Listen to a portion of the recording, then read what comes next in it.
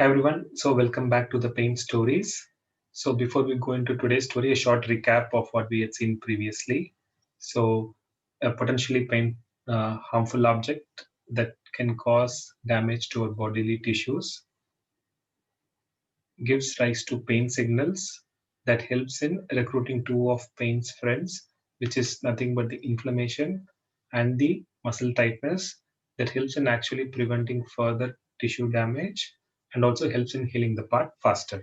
Okay, so now in this episode, what we are basically going to see is how these good guys actually turn into bad guys. Okay, so as I said before, so once the inflammation happens after the tissue injury, okay, when a potentially harmful object causing damage to the bodily tissues. Okay, so to get in a more easier or a clearer understanding, okay, so we can take a practical example.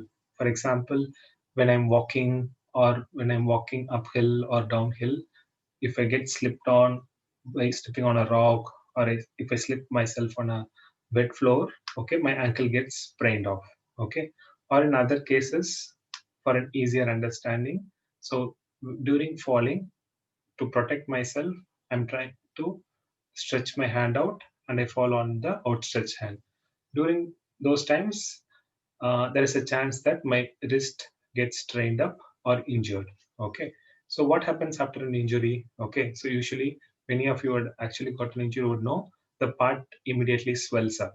Okay, so usually the swelling happens if the injury is that much high enough, okay, that has caused the damage to the tissues. Okay, so here the external potentially harmful object, okay, is the ground. Okay, so we are falling on the ground, so the impact of the force from the ground causes damage to our bodily tissues, thereby creating pain signals to the body. The pain signal helps in sending the inflammation first to the injured part so as to process the healing. So now what happens in the inflammation that happens after an injury? Okay, so during an inflammation, basically what happens is the blood are carried inside the body by the blood vessels. Blood vessels nothing but tube which carries the blood inside. So especially in the injured part, this blood vessels slightly dilate itself, or we can say slightly gets bigger. So once the blood vessels gets bigger, the blood is made up of blood cells and plasma. So these plasma gets outside of the blood vessels and gets entered inside the muscles, fat, and other tissues around. So resulting in swelling. So we can see the part actually swells up. Okay. So the other blood cells helps in fighting against other chemicals that gets triggered or that gets created after an injury. Okay. So to put it in short, okay, so first, the impact of me falling down, okay, if it is higher enough, the the damage that is caused initially triggers the pain fibers, sending the impulse to the brain telling that I perceive a pain or I feel a pain. Okay, so this is what we call as the primary pain. Okay, so now the inflammation starts to set in. Okay, and the surrounding part gets tighter, this muscle gets tight so that I don't move the part.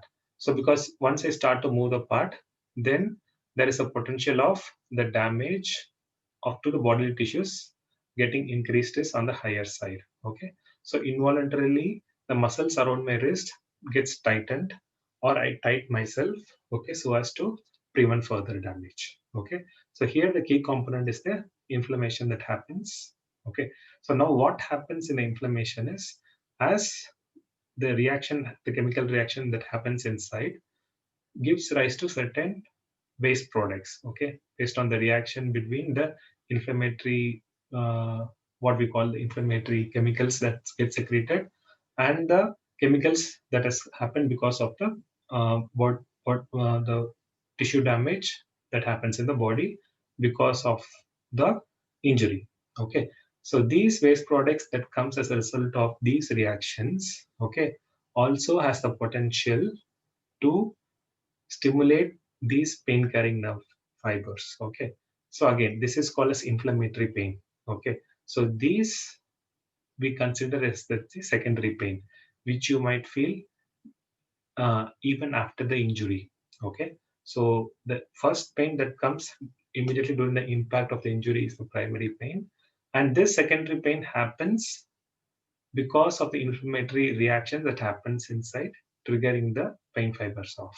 Okay, so this goes again and again, the same cycle continues, but the brain doesn't know it is the primary pain or the secondary pain, so the inflammation continues and the muscle tightness continues. Okay, but usually in a musculoskeletal injury is any injury which causes damage to the bones or muscles or other soft tissues around. Okay, usually the inflammation or the swelling presents between 2 to a maximum of 4 days, for some individual even 5 days also. So after that, usually it subsides.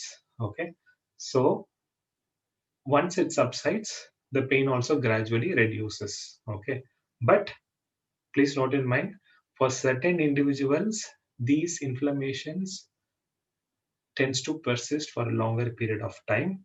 Okay, or for certain individuals, even after this injury has healed, this inflammation to the wrist or to the ankle or anywhere in the body tends to set back in again.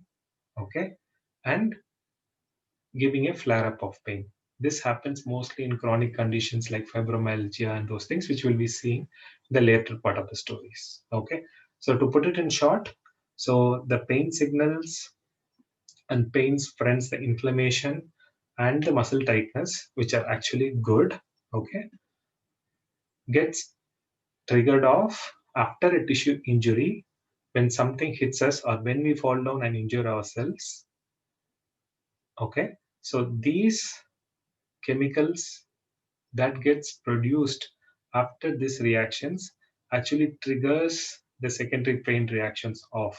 Okay, which again is going to cause secondary damages to the body as well. Okay, if it is persisting for a longer period of time.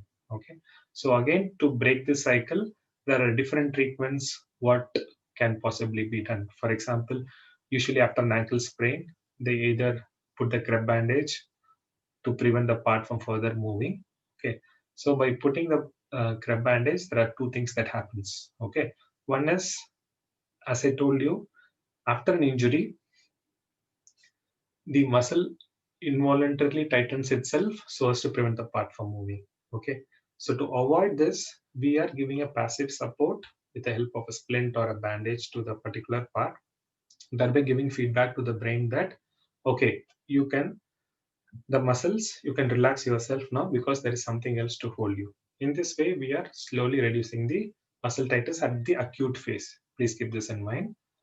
In the second manner, the bandage usually is an elastic bandage that winds around the part, which we call it as the crab bandage, helps in reducing the swelling. How it reduces swelling is the compression bandage, as it has been applied around the injured area, helps in getting the circulation more better so that the swelling gradually subsides. Okay, so this is what happens immediately after an injury.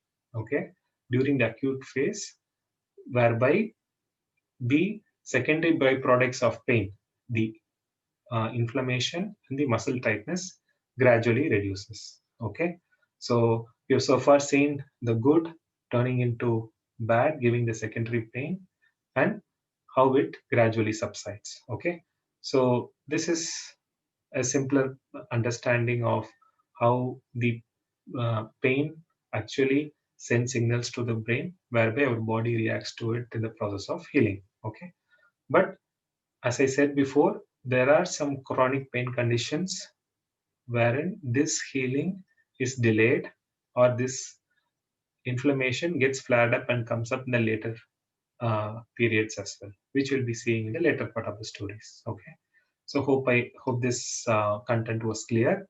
If you still have any doubts, you can put them in the comment section or email me. In my email ID is in the description. Okay, so do subscribe and share with your friends so that it is made more, so it makes more sense and the understanding is more clear.